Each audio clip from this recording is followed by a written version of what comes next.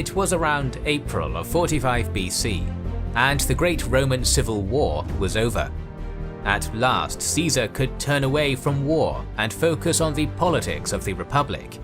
A true politician, Caesar believed that the power of the Republic was its common people, rather than the aristocracy as the Optimates believed.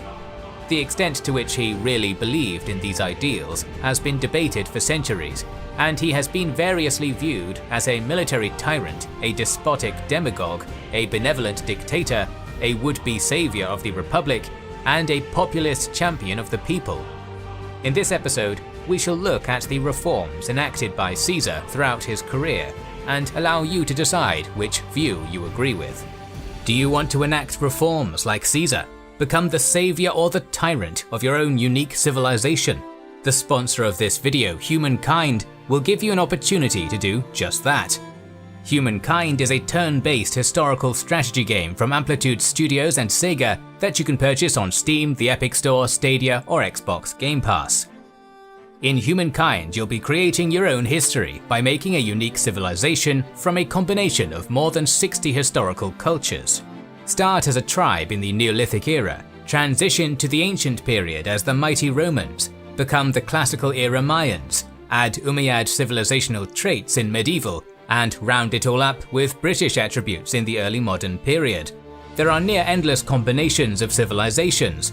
In Humankind, you'll face historical events, take impactful moral decisions, make scientific breakthroughs, discover the natural wonders of the world, or build the most remarkable creations of humanity. Each game element is historically authentic, and you decide how to combine them to build your own vision of the world. Every great deed you accomplish, every moral choice you make, every battle you win will build your fame. The player with the most fame will win the game. Unlike many other 4X games, Humankind does not only have a great strategic layer, but also offers very interesting tactical battles that take place right on the map. So what are you waiting for? Create your avatar and lead your empire, customize it as you progress, and challenge strangers and friends alike in multiplayer games up to 8 players. Support us and buy this genuinely unique game via the link in the description. By the time of Caesar's first consulship in 59 BC, Pompey had long struggled to push legislation that would give land to his veterans. Caesar proposed a bill that would achieve this, while also including measures that would distribute land to the urban poor of Rome.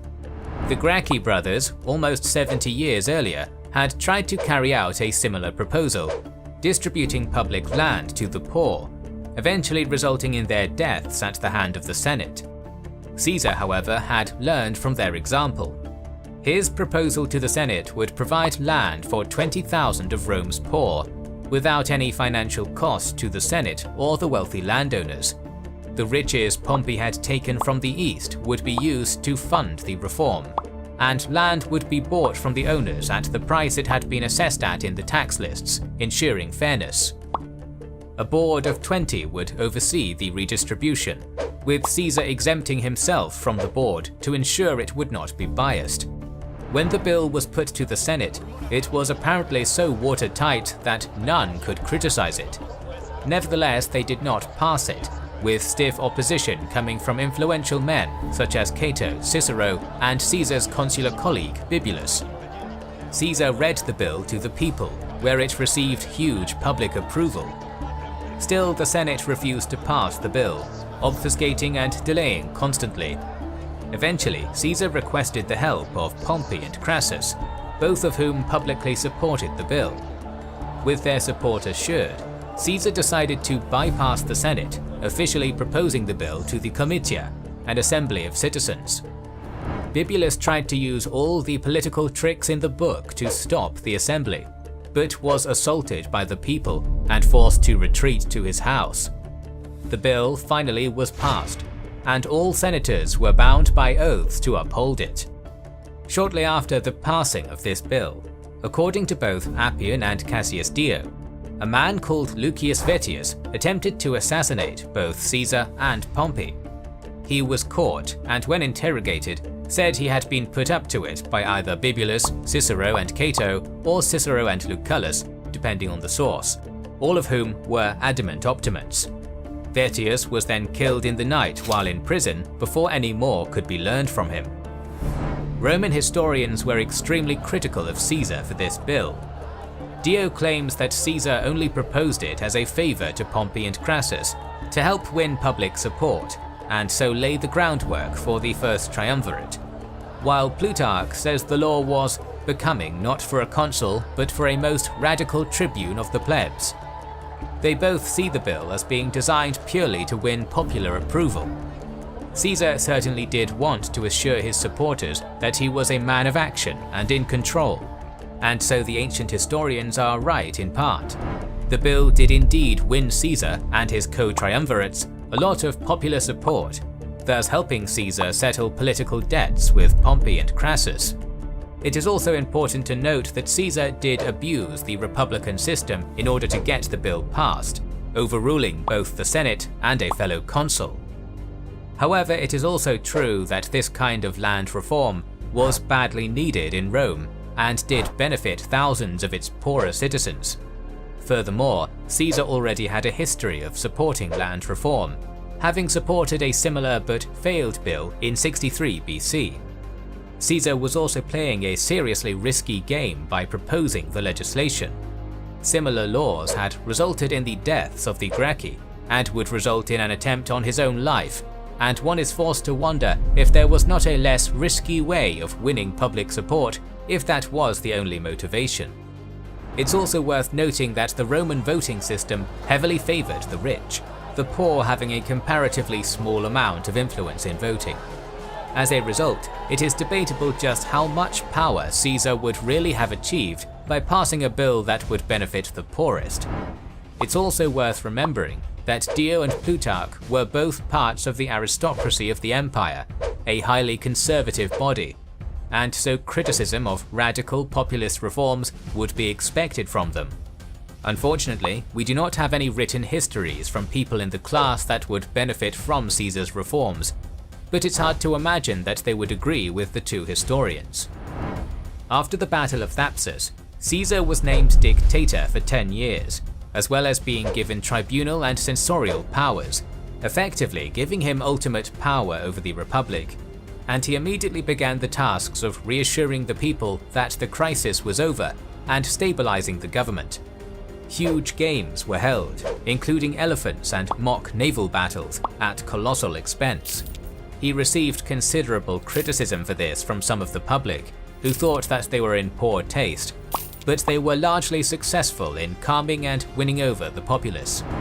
Through his censorial powers, which allowed him to pass laws regarding morality, he regulated the expenditure of the richest of Rome's citizens, and gave incentives for people to have more children and larger families to try and boost Rome's diminished population. Augustus would later pass similar legislation, and Caesar's passing of these laws can be viewed as a precursor to the autocratic regime of emperors. On the other hand, republican virtues had always valued the rejection of luxury goods and having large families, so Caesar can equally be seen as doing nothing more than trying to reinstate core republic traditions. Shortly after this, Caesar would fight the remnants of the Pompeian faction in Spain, before returning to Rome around April 45 BC, having finally won the civil war. Upon his arrival back in Italy, he immediately retired his favourite 10th Legion and the 13th. Most of Caesar's other veteran legions had already been retired, but the significance of demobilizing these two was vast. The 10th was renowned as Caesar's favourite, and had fought in almost every major battle of the Civil War. The 13th was no less prestigious, and had been the legion that had first crossed the Rubicon with Caesar. His message was clear: the war was over and Caesar wanted peace. This was reinforced by his rejection of the offer of having a bodyguard, saying, "It is better to die once than to be always expecting death." When he returned to Rome, he assured the Senate that he would hold no grudges, and that he would not carry out the prescriptions that had defined the dictatorship of Sulla, saying, "The man who recklessly abuses his power on absolutely all occasions finds for himself neither genuine goodwill nor certain safety. but through accorded false flattery in public is secretly plotted against. I shall be, not your master, but your champion, not your tyrant, but your leader. Some senators and politicians who had been exiled during the civil war were recalled by Caesar, even some who had been exiled from crimes such as bribery. All those who had taken up arms against him were publicly forgiven and granted immunity, with scrolls that were found in the Pompeian camps after Pharsalus and Thapsus being burnt, along with any copies, to ensure that no later charges could be brought against him. Men who had been in positions of power in the Pompeian faction were welcomed back into the Senate, and some, such as Cassius and Brutus, were given highly important magisterial positions. For those that had died in the war with family, money was given to their wives to ensure that they and their children would be able to sustain themselves. He even went so far as to have statues of Pompey that were torn down during the Civil War restored. Regarding these actions, historians have been largely in agreement. One of Caesar's most admirable traits was his mercy and clemency. Dio, often one of his harsher critics, says that in doing so, he put the reputation of Sulla to shame and built for himself a reputation for bravery and goodness. Both he and Plutarch also agree that, whether Caesar was right or wrong in his actions, he did bring much needed peace and stability to the Republic, even for just a short while. Nevertheless, some have been more questioning of these actions. Cicero, in his Second Philippic, highlights how Caesar's clemency effectively kept his enemies indebted to him. Caesar should also be perhaps criticized for recalling those convicted of bribery. An argument could be made that Caesar was looking to start from a clean slate, but his recalling of these men showed a disregard for the legal jurisdiction of the state, as well as fueling rumors of him being bribed in turn in order to recall them. Though Caesar is occasionally categorized as a military dictator, the disbanding of his legions and refusal of a bodyguard make the issue arguable. One of the hallmarks of a military dictatorship is having an armed bodyguard that can then be used for intimidation. Caesar did not have this, and he also did not use his army as a threat to his rule, another hallmark of a military dictatorship. To say that Caesar achieved power through military force is certainly accurate. To say that he maintained power through military force, however, is debatable. While dictator, he also made significant other reforms that largely benefited the masses. The dole had previously been distributed to 320,000, many of whom did not actually need it, putting a strain on the supply. Caesar reduced this number to 150,000 of Rome's poorest citizens. He also began the repopulating of Carthage and Corinth, sending 80,000 citizens there with plots of land assigned to them. Medics and teachers of arts were given automatic citizenship to entice more of them to come to Rome. Debt had been a huge issue in Rome for a while now, particularly throughout the Civil War. To address this, Caesar ordered that all debts must be repaid, but only at a rate proportional to the indebted person's wealth to try and curb any usury. Were these the actions of a demagogue or a man who honestly believed in giving more rights and freedoms to the people? No one can truly say for sure, but the interpretation of later historians often reveals more about their own politics than Caesar's. Certainly, arguments for both sides can be made. Having served as quaestor, praetor, and propraetor in Hispania, Caesar was well aware of the level of corruption in the governance of the provinces, and knew from personal experience how powerful governors could be. As such, while consul, he also introduced a bill addressing these issues. The bill prohibited governors from accepting bribes in regards to administering justice, fixed the amount of staff they could have so as to better control their expenses, and protected their subjects from having extortionate tributes demanded of them. Furthermore, it required that each governor produce 3 copies of their financial accounting, making it harder for the power of a pro-magistrate to be abused, and easier for it to be found out and evidenced if it was. As dictator, he would add a law explicitly limiting propraetors to 1 year in office and proconsuls to 2. Caesar also took steps to integrate the provinces more into the Republic, extending citizen rights to those living in Cisalpine Gaul, and began the process of fully integrating the province. Caesar's motivation for passing these reforms may have been purely a desire to limit corruption in office. At the same time, it can equally be said that Caesar was trying to stop anyone from following in his footsteps and rivaling his own position of power. It is certainly true to some extent, as is noted by Dio. Caesar was right to be cautious though. For the past few decades, arguably the biggest threat that the Republic had faced had come from its own governors being vested with too much power, eventually growing so powerful that they could not be controlled. Such had been the case with Sulla, Pompey, and himself. Reforms that checked this power were long overdue.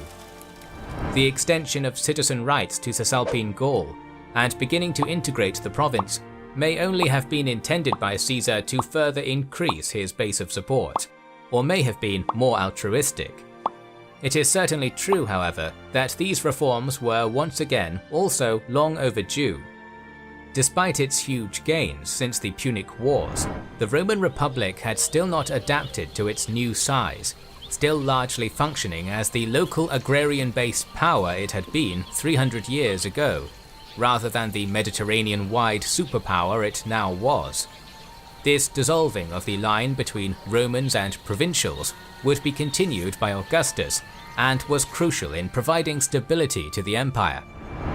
The Senate had been massively depleted, many of its members dying throughout the Civil War.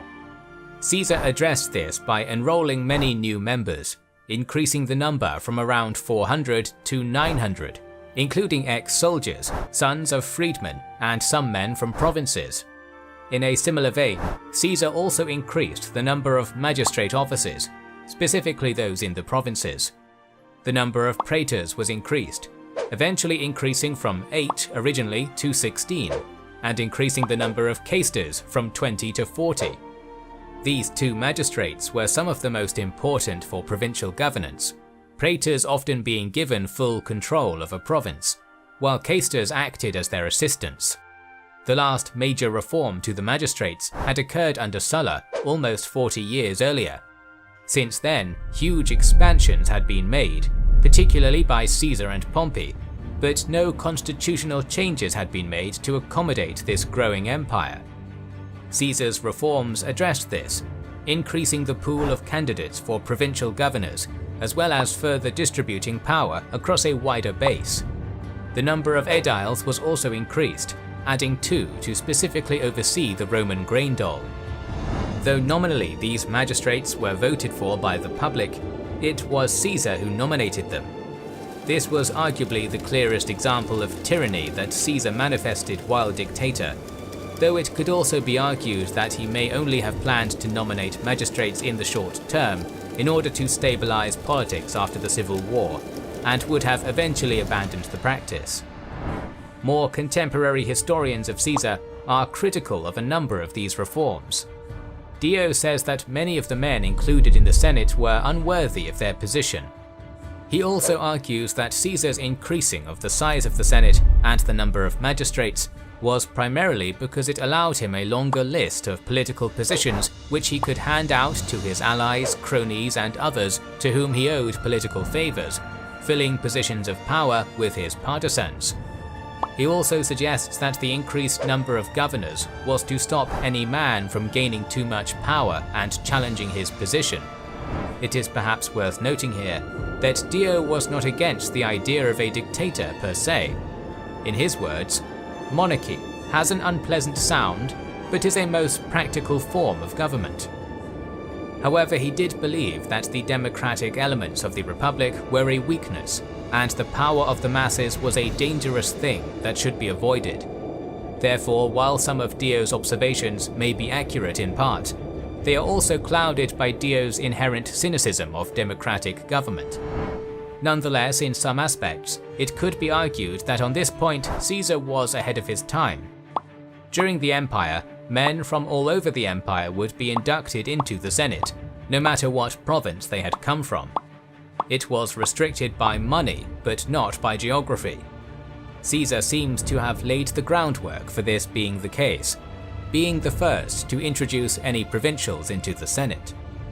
While it's certainly true that Caesar did put many of his allies into the Senate and magistrate positions, it also has to be recognized that Caesar also inducted many optimates into the same positions, even those who had been his enemy.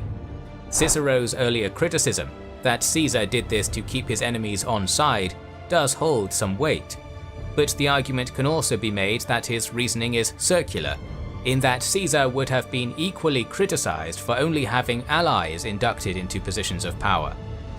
Caesar had a number of other huge projects planned.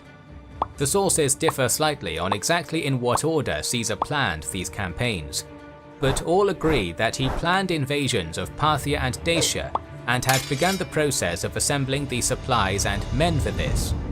Plutarch claims that he also planned to effectively circle Europe after campaigning in Parthia, fighting through the Caucasus, Scythia, Germany, and then back to Italy through Gaul.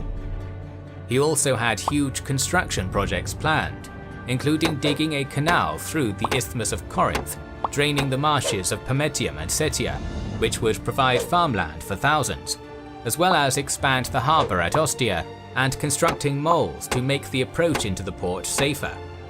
All these plans were put into motion, but Caesar would not live to see any of them come to fruition. While Caesar had been busy reforming the constitution, others had been busy planning his assassination, but that is a story for another video, which will be released soon, so make sure you are subscribed and have pressed the bell button to see it. Please consider liking, commenting and sharing, it helps immensely. Our videos would be impossible without our kind patrons and YouTube channel members, whose ranks you can join via the links in the description to know our schedule, get early access to our videos, access our Discord, and much more. This is the Kings and Generals channel, and we will catch you on the next one.